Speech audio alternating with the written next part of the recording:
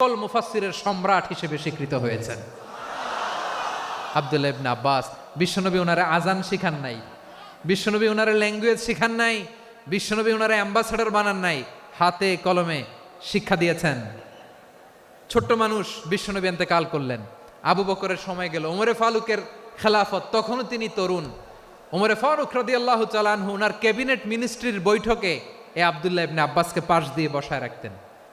বয়স্ক সাহাবারা এটা পছন্দ করতো না, তারা বলতো ঘটনা কি, আব্দুল্লাহর মতো ছেলে নাতি আমাদের আছে, এরা কেন রাখে ওমরে ফারুক? ওমরে ফারুক এটা টের পেলেন, তিনি বুঝতে পারলেন যে ক্যাবিনেট মেম্বাররা এটা পছন্দ করে না, ছোট্ট আব্দুল্লাহরা কেন রাখি, কেন যে রাখি এটা একদিন বুঝাবো। একদিন মিটিংয়ে তিনি সবাইকে বললেন, ইদা জাআ নাসরুল্লাহি ওয়াল ফাতহ।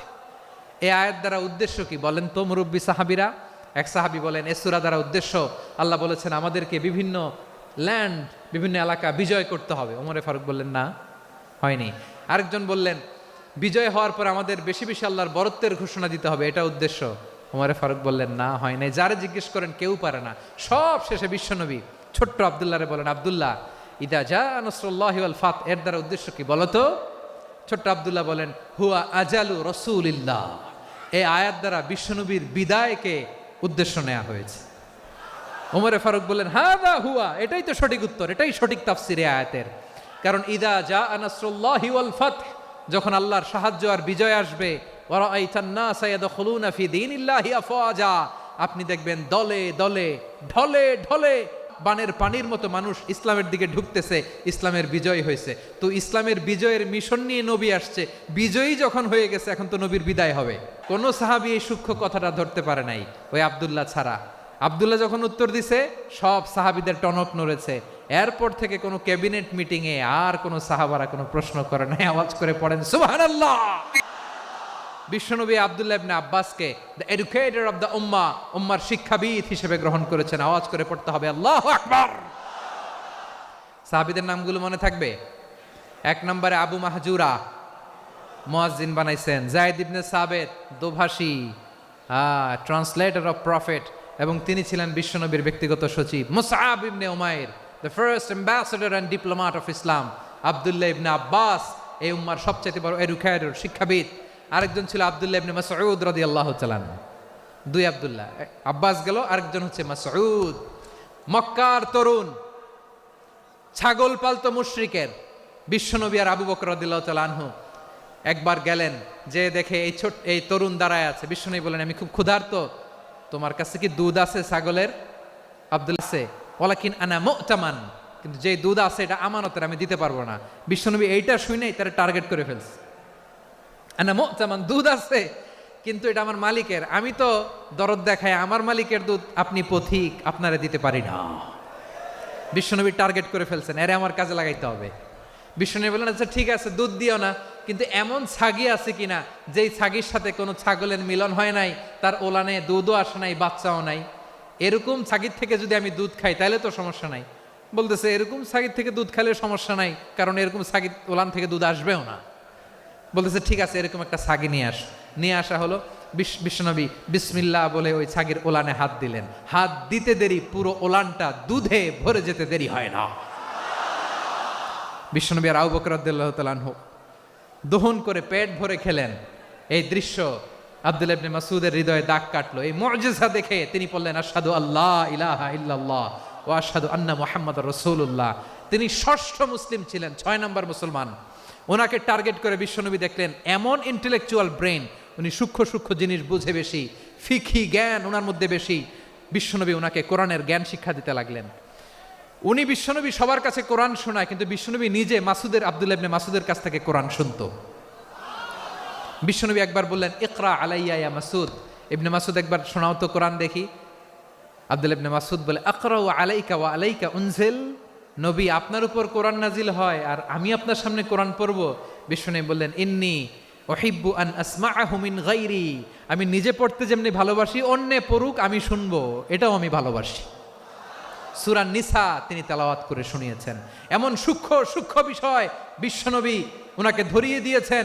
উনি হয়ে গিয়েছেন আব্দুল্লাহ ইবনে আব্বাস, হয়েছেন রাইসুল মুফাসসিরিন, উনি হয়ে গিয়েছেন ফাকিহুল উম্মাহ। ওনার চাইতে বড় ফকি এই পৃথিবী আর দেখবে না। চিল্লায় বলেন সুবহানাল্লাহ। উনি বলতেন ওয়াল্লাহি ইল্লাযী লা ইলাহা গায়রু মা উনজিলাত সূরাতুন ইল্লা ওয়া আনা আ'লামু আইনা উনজিলাত ওয়া ফিমা উনজিলাত। বিশ্বনবী এমন ভাবে কোরআনের দার্স আমাকে দিয়েছেন, কোরআনে যত সূরা নাজিল হয়েছে যেখানে নাজিল হোক না কেন আমি জানি এটা কোথায় নাজিল হয়েছে এবং কোন প্রেক্ষাপটে নাজিল হয়েছে। এমন একটা সূরা নাই যে সূরার কোথায় নাজিল হয়েছে আমি মাসুদের জানা নাই, কোন প্রেক্ষাপটে নাজিল হয়েছে আমার জানা নাই। এরকম ঘটবে না, চিল্লায় বলেন আল্লাহু আকবার। এই আব্দুল্লাহ ইবনে মাসউদ রাদিয়াল্লাহু তাআলা আনহু ওমরে ফারুকের সময় কুফার চিফ জাস্টিস ছিলেন। কুফা নগরীর চিফ জাস্টিস, চিফ জাস্টিস বোঝেন নাই? বিচারপতি। কি ছিলেন? সবাই বলে নাই, কি ছিলেন? বিচারপতি ছিলেন। এবং ওনার যে ফিকহি জ্ঞানের ধারা, এটাই আলকামা, ইব্রাহিম আন-নাখাই, হাম্মাদ ইবনে সুলাইমান হয়ে ইমাম আবু হানিফা পর্যন্ত পৌঁছেছে। এবং ওনার ফিকহি জ্ঞানের ধারাই হানাফি মাযহাবে অ্যাকসেপ্ট হয়েছে। আজও এগুলো হানাফি মাযহাবে চর্চিত হয়। হানাফি মাযহাবের সব ফিক আব্দুল্লাহ ইবনে মাসউদের ফিকহি জ্ঞানের ধারা থেকে নেওয়া হয়েছে। চিল্লায় পড়েন সুবহানাল্লাহ।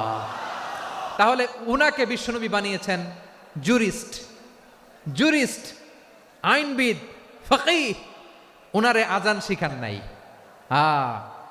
হিউম্যান রিসোর্স ডেভেলপমেন্ট কিভাবে করবেন, মানব সম্পদের উন্নয়ন কিভাবে করতে হয়, কিভাবে যার যেখানে প্রতিভা কাজে লাগাতে হয় উনি দেখিয়েছেন। সুবহানাল্লাহ পড়বেন না? খালিদ বিন ওয়ালিদ কি ছিলেন? বীর যোদ্ধা। কিন্তু তিনি ইসলাম ধর্ম গ্রহণ করেছেন অনেক দেরিতে, 8ম হিজরিতে। তার মানে 8ম হিজরির আগে উনি মুশরিকদের পক্ষে লড়াই করেছেন। ওনার হাতে কত মুসলিম সাহাবী যে নিহত হয়েছে হিসাব নাই। বিশ্বনবী টার্গেট করে রাখছে, তুমি আমাদের মুসলিমদের এত ক্ষতি করলা, তুমি যখন মুসলমান হবা তোমার দিয়ে আমি এমন কাম করামু যে এটা আর কেউ করতে পারবে না। খালিদ বিন ওয়ালিদ রাদিয়াল্লাহু তাআলা আনহু 8ম হিজরিতে মুসলিম হয়েছেন, মক্কা বিজয়ের আগে। তো মক্কা বিজয়ের আগে যখন মুসলিম হয়েছেন, এর আগে কি করছেন? কাফিরদের সাথে যুদ্ধ করেছেন। উনি উহুদের যুদ্ধে মুসলমানদের যে পরাজয় ভাব, কঠিন পরিস্থিতির মুখোমুখি ওনার কারণে পেছন থেকে এমন আতর্কিত আক্রমণ করেছেন, মুসলমানদেরকে কচুকাটা করেছেন। 8ম হিজরিতে আল্লাহ তাআলা হেদায়েতের নূর দিয়ে ওনার হৃদয়টাকে উজালা করে দিলেন। লা ইলাহা এটা এমন বাণী যার হৃদয়ে একবার টাচ খাবে এইটা থেকে সে আর পালিয়ে বেড়াতে পারে।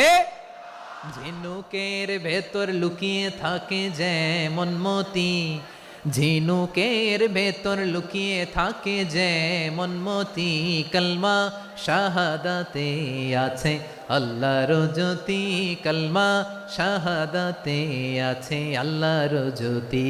ঠিক কিনা বলেন?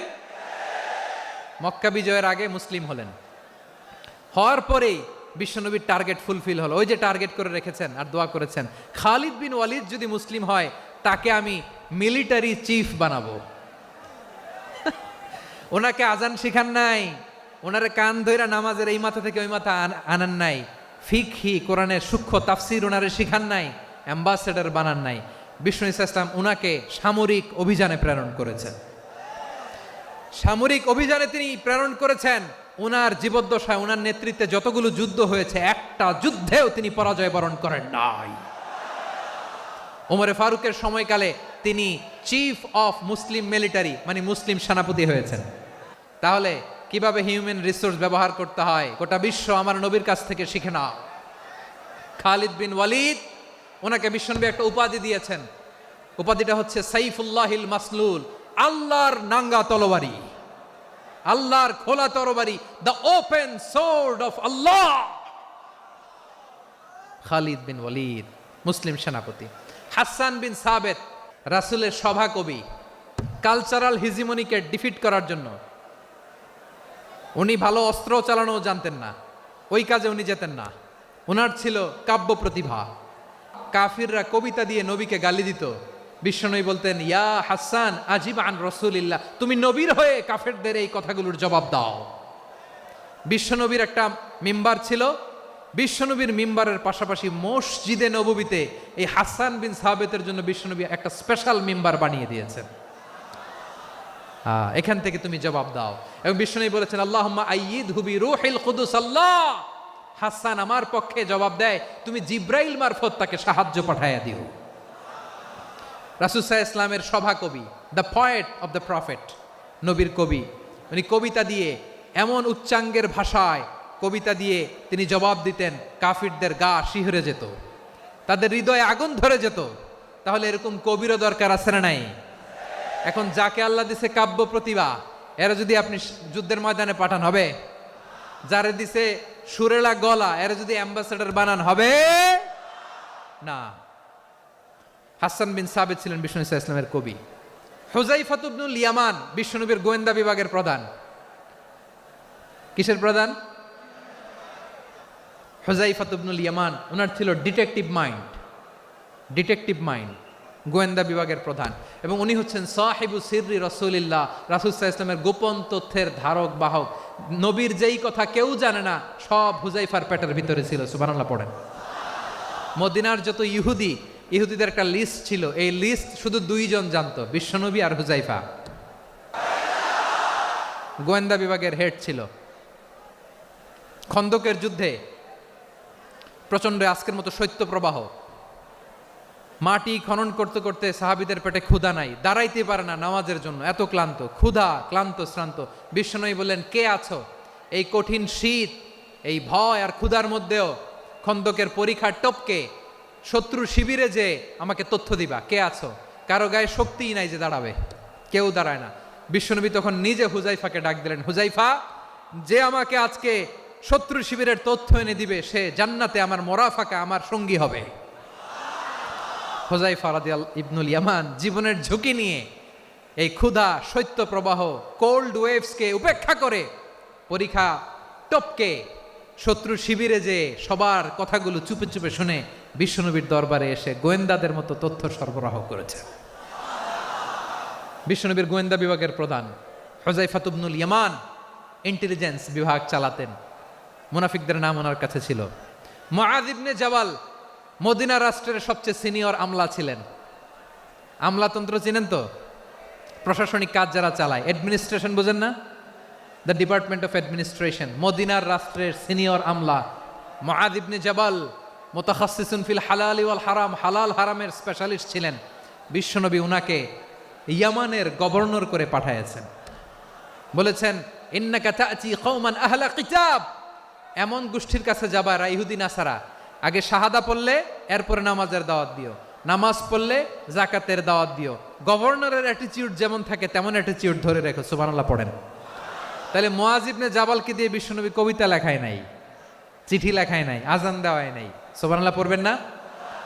সব শেষ সাহাবী বলি আবু হুরায়রা রাদিয়াল্লাহু তাআলা আনহু, বিড়ালের বাবা, কি করতেন? খালি হাদিস মুখস্থ করতেন। উনি বলতেন, আলজামু রাসূলুল্লাহ আলা মিল ইবাতনি, আমার শুধু পেটের ক্ষুধার বন্দোবস্ত হইলে আমি নবীর সঙ্গ ছাড়তাম না। আমার আনসার সাহাবারা ক্ষেত খামারের কাজ করতো, আমার মুহাজির সাহাবারা ব্যবসা করতো, আর আমি নবীর সাথে সাথে থাকতাম। শুধু সকাল বিকাল দুই বেলা যদি আমার খাবারের বন্দোবস্ত হয়, আমি আর নবীর লক ছাড়ি না। সুবহানাল্লাহ কইবেন না? 5374টা হাদিস তিনি বর্ণনা করেছেন। সবচেয়ে বেশি হাদিস বর্ণনাকারী সাহাবী। হাদিস প্রিজার্ভেশনের কাজে বিশ্বনবী ওনাকে কাজে লাগিয়েছেন। উনি একদিন বলেন, ইয়া রাসূলুল্লাহ আসমাউ মিনকা কাসীরান ফালা আহফাজু, নবী অনেক কথা শুনি আমার মনে থাকে না। বিষ্ণু বললেন, তাই? উবসুত রিদাক, তোমার চাদরটা বিছাও। আবু হুরায়রা বিছালেন, বিশ্বনবী হাত বুলায় দিলেন, এরপরে অনেক হাদিস বর্ণনা করলেন। আবু হুরায়রা বলে, তারপর থেকে বিশ্বনবী যাই বর্ণনা করে আমি শুনি আর একটাও বলি না। এখন সুবহানাল্লাহ। বিশ্বনবী ওনাকে হাদিস প্রিজার্ভেশন, নবীর এই যে লক্ষ্য হাদিস প্রিজার্ভেশনের এই দায়িত্ব দিয়েছেন সাইয়েদনা আবু হুরায়রা রাদিয়াল্লাহু তাআলা আনহুকে। প্রিয় ভাইরা, তাহলে 10 জন সাহাবীর কথা যে বললাম, আপনারা কি খেয়াল করেছেন কত বড় ট্যালেন্ট হান্টার, চৌকস ট্যালেন্ট হান্টার ছিল আমার নবী। এক একজনের এক এক ট্যালেন্ট, এক এক কাজে অ্যাসাইন করেছেন, এক একজনকে এক এক দায়িত্ব দিয়েছেন, এক একজনের প্রতিভাকে এক একভাবে বিকশিত হওয়ার সুযোগ দিয়েছেন। আওয়াজ করে বলেন ঠিক কি না? এখন আমার পর্দার আড়ালে আমার মায়েরা বলবে, এতগুলো পুরুষ সাহাবীর কথা বললো, নারী সাহাবীরা কি কিছু করে নাই? হ্যাঁ, একজন নারী সাহাবীর কথা বলে মোনাজাত হবে, দোয়া ছাড়া কেউ যাব না। রুফাইদা আল আসলামিয়া রাদিয়াল্লাহু তাআলা আনহা, ওনার বাবার নাম সাআদ আল আসলামি।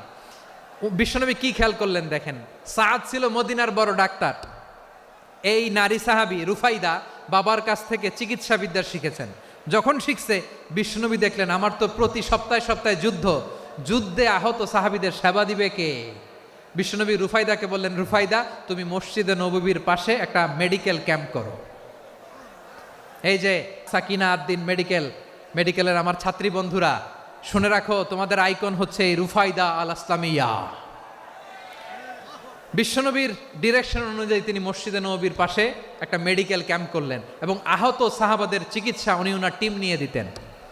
বিশ্বনবীর পরামর্শে উনি আনসারি এবং মহাজির মহিলা সাহাবীদেরকে নিয়ে একটা স্পেশাল মেডিকেল টিম গঠন করলেন।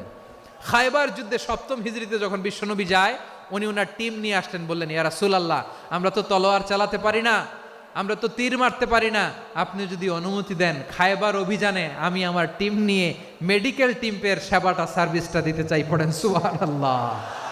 বিশ্বনবী অনুমতি দিলেন, যোদ্ধা সাহাবীদের সাথে রুফাইদা আল আসলামিয়া উনিও মেডিকেল টিম নিয়ে অগ্রসর হলেন। খায়বারের প্রতিটা আহত ইনজুর্ড সাহাবী যারা ইনজুরির শিকার হয়েছেন সবাই রুফাইদা আল আসলামিয়ার এই মেডিকেল ক্যাম্প থেকে চিকিৎসা সহায়তা পেয়েছেন। সুবহানাল্লাহ পড়েন। দেখেন কিভাবে বিশ্বনবী ট্যালেন্ট বাছাই করতেন। আপনি অবাক হবেন, বাহরাইনের মেডিকেল ইউনিভার্সিটিতে রুফাইদা আল আসলামিয়া মেডিকেল প্রাইজ অ্যাওয়ার্ড প্রতি বছর দেয়া হয়।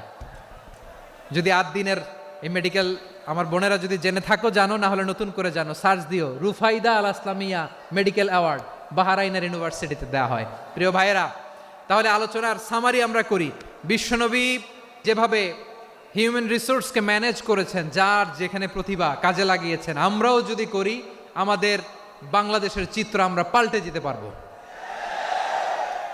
আমরা শুরুতে শুনেছি মানুষের আছে অসীম সম্ভাবনা, প্রতিটা মানুষ অনন্য, যত্ন নিলে যথাযথ পরিচর্যা করলে মানুষ বিশ্ব জয় করতে পারে, ঠিক কিনা?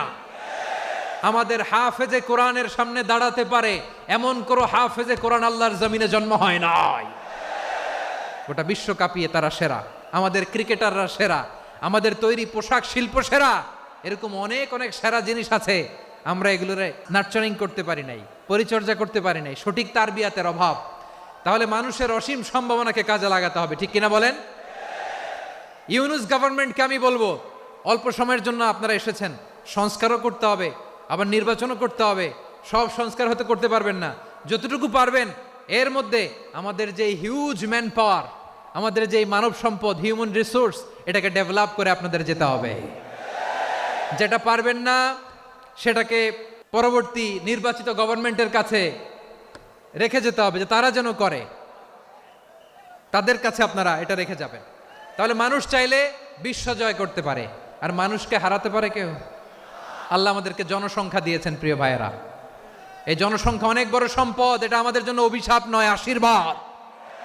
আমাদের জনসংখ্যাকে যদি আমরা জনশক্তিতে রূপান্তর করতে পারি, আজকে বাংলাদেশ যে অবস্থানে দাঁড়িয়ে আছে, বাংলাদেশ তার 20 গুণ উন্নতির শিখরে চলে যাবে। চিল্লায় বলো ঠিক কিনা? আমাদের শ্রমিক ভাইয়েরা বাইরে কাজ করে, আমাদের শ্রমজীবী ভাইয়েরা, প্রবাসীরা, তাদের ব্যাপারে গুরুত্ব দিতে হবে।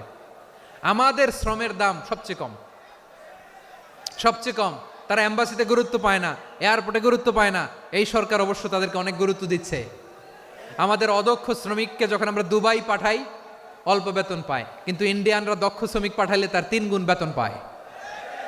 আমরা আমাদের শ্রমিকদেরকে অদক্ষভাবে আর পাঠাতে চাই না, দক্ষ শ্রমিক পাঠিয়ে আমরা রেমিটেন্সের বন্যা বইয়ে দেব।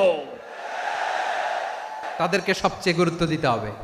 আমরা পেয়েছি ফ্রিডম ফাইটার, মুক্তিযোদ্ধা, আর আমার প্রবাসী ভাইরা হচ্ছে রেমিটেন্স ফাইটার। জোরে বলো ঠিক কিনা? তাহলে আমাদের এই জনশক্তিকে জনসম্পদে ট্রান্সফর্ম করতে হবে। সরকার জনগণকে এভাবে পলিশ করতে হবে। মা বাবারা ছেলে মেয়েদের মধ্যে কার কোন যোগ্যতা তাকে ওইভাবে কাজে লাগাতে হবে। সবার এ প্লাস পাওয়ার কোনো দরকার নাই। আমাদের দেশে একটা টেন্ডেন্সি আছে, পরীক্ষায় এ প্লাস না পাইলে কই তুই কি করলি, পাশের বাড়ির ছেলে এ প্লাস পাইছে, যা ওর পা ধোয়া পানি খা। খাওয়া নাই, এগুলার খাওয়া নাই, ওরে আল্লাহ এ প্লাস পাওয়ার জন্য বানাইছে, আর আপনার ছেলেকে এই এ প্লাস গুলারে নিয়ন্ত্রণ করার জন্য আল্লাহ বানাইছে। ওকে দিয়ে আল্লাহ কি করবে আপনি জানেনই না। একটা এ প্লাস, একটা এ গ্রেড একটা মানুষের জীবনকে ঠিক করে দিতে পারে না।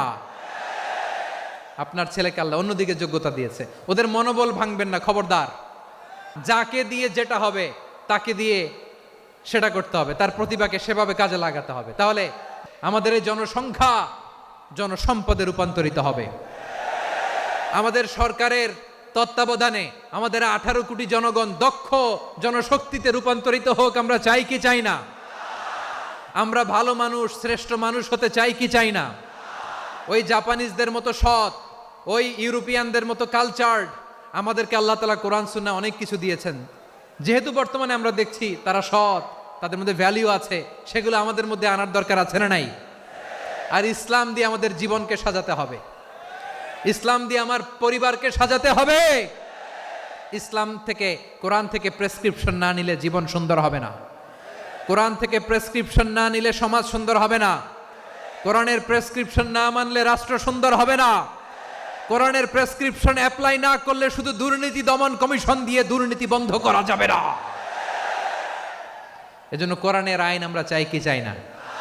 প্রিয় ভাইয়েরা, হিউম্যান রিসোর্স ডেভেলপমেন্ট, মানব সম্পদের উন্নয়ন, আমাদের সরকার যেন এদিকে নজর দেয়। আমরা যেন এই ব্যাপারে যত্নবান হয়ে উঠি। যাকে আল্লাহ যে যোগ্যতা দিয়েছে, এই যোগ্যতা দিয়ে আমরা যেন ইসলামের জন্য, দেশের জন্য কাজ করি। আমরা যেন আমাদের স্কিল ডেভেলপ করি, আমাদের পটেনশিয়ালকে ডেভেলপ করি।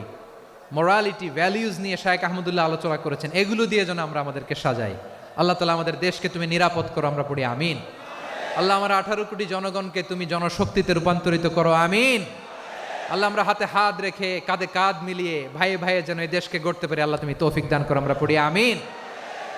শুন, আমরা আমাদের জনসংখ্যাকে জনসম্পদে ট্রান্সফর্ম করি। আমাদের জনসংখ্যাকে আমরা যেন জনশক্তিতে রূপান্তরিত করি। জনসংখ্যাকে ট্রান্সফর্ম করে জনশক্তি দিয়ে আমরা যেন আগামীর বাংলাদেশ, স্বাধীন বাংলাদেশ 2.0-কে গড়ে তুলি। আল্লাহ তাআলা আমাদের সবাইকে কথাগুলো বোঝার, আমল করার তৌফিক দান করুন। হাযা মা ইনদি ওয়াল ইলমু ইনদাল্লাহ আলাইহি তাওয়াক্কালতু ওয়া ইলাইহি উনীব। সুবহানাকাল্লাহুম্মা ওয়া বিহামদিকা আশহাদু আল্লা ইলাহা ইল্লা আনতা আস্তাগফিরুকা ওয়া আতুবু ইলাইক।